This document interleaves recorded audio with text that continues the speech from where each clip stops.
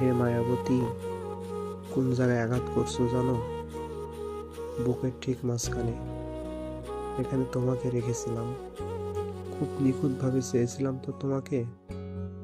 জানো, তোমার পাওয়ার আশাটা আমি খুব বেশি করে ফেলেছি।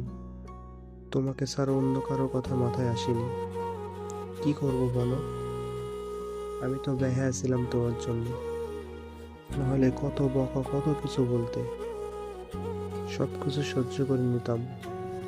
আমি খুব আবেগী, সেটা তুমি ভালো করেই জানতে। অথচ দুর্বলতার সুযোগ পেয়ে তুমি আমার কত আঘাত করলে। কই একটু হ্যাঁ বা না কিছুই বলনি। সব নীরবে সহ্য করে থেকেছি। যখন যা বলতে তাই শুনতাম, যখন যা করতে বলতে তাই করতাম। তার বদলে তুমি আমাকে দিয়েছ অবহেলা, অপমান, লাঞ্ছনা। তারপরও তোমাকে আমি কিছুই বলিনি। সবশেষে নতুন কাউকে খুঁজে নিলে, আর আমাকে ভুলে গেলে। তুমি এটাও ভুলে গেলে যে আমি নামক মানুষটা তোমার জীবনে কখনো ছিলাম।